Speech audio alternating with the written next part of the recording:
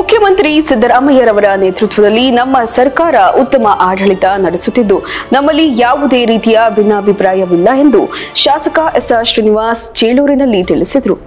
ಎಲ್ಲ ಬೋರ್ಡ್ ಮೀಟಿಂಗೆಲ್ಲ ಚರ್ಚೆ ಮಾಡಿ ಮಹಾರಾಷ್ಟ್ರದ ಸಚಿವರು ಕೂಡ ಚರ್ಚೆ ಮಾಡಿ ಈಗ ಬಸ್ಸು ಸುರಾಗವಾಗಿ ಹೋಗ್ತಕ್ಕಂಥದ್ದಕ್ಕೆ ವ್ಯವಸ್ಥೆ ಮಾಡಿದ್ದೀವಿ.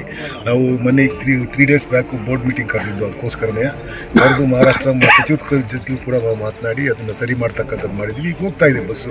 ಅದು ಅಹಿತಕರ ಘಟನೆ ಆಗಿದ್ದಂಥದ್ದು. ಮತ್ತು ಯಾರು ಫೋಕ್ಸು ಕಾಯ್ದೆ ಹಾಕಿದ್ರಲ್ಲ ಅದನ್ನು ಕೂಡ ವಾಪಸ್ ತಗೊಳ್ಳೋಕ್ಕೆ ನಾವು ಮುಖ್ಯಮಂತ್ರಿಗಳು ಹೇಳಿ ತಿರ್ಗಿ ಅದನ್ನು ವಾಪಸ್ ತಗೊಳ್ತಾ ಇದ್ವಿ. ಅದು ಸುಳ್ಳು ಕೇಸು, ಅದನ್ನು ಕೂಡ ವಾಪಸ್ ತಗೊತಕ್ಕಂಥದ್ದಕ್ಕೆ ಮಾಡಿದ್ದೀವಿ. ಕೆಲವೆಲ್ಲ ಥರ ಆಗ್ತವೆ, ಜಾತಿ ಎಲ್ಲ ಈ ಭಾಷೆ ಅಭಿಮಾನದ ಮೇಲೆ ಆ ಥರ ಆಗಬಾರ್ದು, ಅವೆಲ್ಲ ಆಗಬಾರ್ದು. ಅದು ಆಗೋಗಿದೆ ಹಿತಕರವಾದ ಘಟನೆ, ಅದನ್ನು ಸರಿ ಮಾಡ್ತಕ್ಕಂಥದ್ದು ಮಾಡಿದ್ದೀವಿ.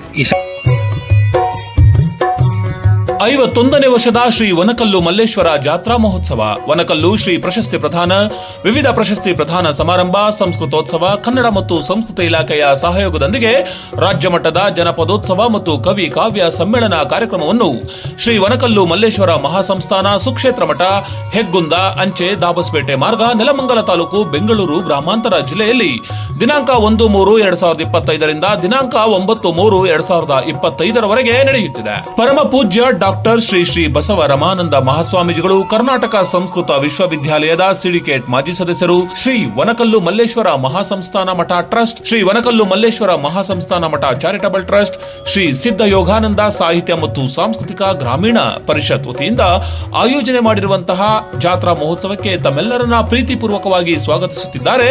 ಗುಬ್ಬಿ ತಾಲೂಕಿನ ಕಾಡುಗೊಲ್ಲ ಸಂಘದಿಂದ ಪ್ರೀತಿಪೂರ್ವಕ ಸ್ವಾಗತ.